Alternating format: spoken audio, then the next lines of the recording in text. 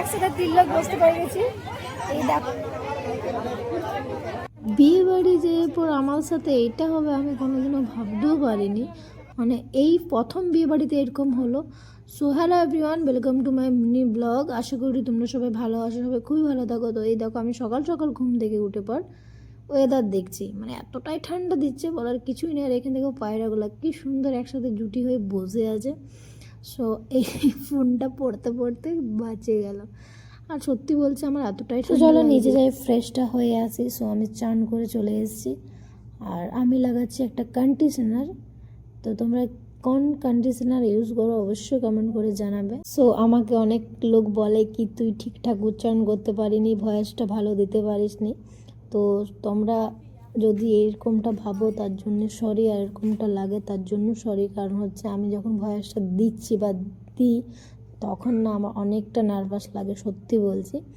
So বাদ দাও এইসব কথা, কে কী বলছে তো কান দিবার নাই। তো আমি চেষ্টা করেই যাচ্ছি, কোনো দিন তো সাকসেস হবো। তো বাদ দাও। তো চলো আজকের আবহাওয়াটা দেখো, মানে এতটাই বৃষ্টি পড়েছে আর দেখলেই কত বিদ্যুৎ চমকাচ্ছিল, বলার কিছুই নেই। আর হ্যাঁ, আমি যাব এখন বিয়ে বাড়ি।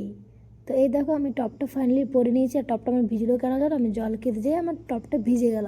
সব আমি রেডি হয়ে গেছি আর আমার সাথে কে আছে দেখতেই পাচ্ছ, নিশা। আর নিশা আর আমি সেম ড্রেস পরেছি, হ্যাঁ কালারগুলো আলাদা।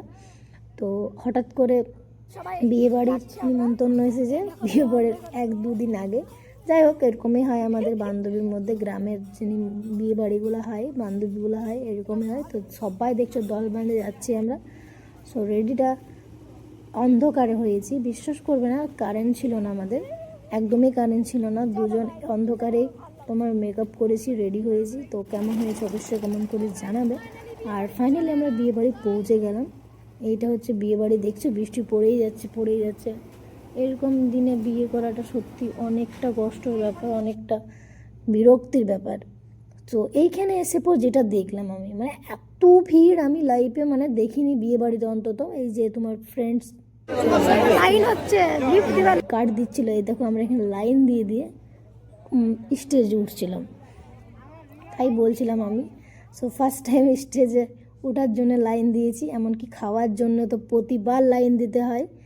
স্টেজে লাইনটা দাঁড়িয়েছি কথায় সেটা ভালো করে দেখতেই পাচ্ছ তোমরা, গোবর গুড়ের কাছে, মানে বলার কিছুই নেই। মানে এতটা বৃষ্টি পড়ছিল, যে যথাই ঢুকতে পেয়েছে ঢুকে দিয়েছে। তারপর খাবার টাইমটাতে সত্যি বলছি কেউ কাউকে শান্তিতে খেতে অবধি দেয়নি। কি বলবো, জাস্ট ওরা খেতে বসেছে আর একবার খাবার নিয়েছে, তার মধ্যে সবাই হড়হড় করে ঢুকে গেছে। ঠিক আছে, মানে কেউ কাউকে শান্তিতে খেতে দেয়নি। তো চলো কিছু বলার নেই, বেশি বললে এখানে খারাপ হয়ে যাবে। তো আমি আজকের মতন এখানে ভিডিওটা শেষ করছি। তো চলো টাটা।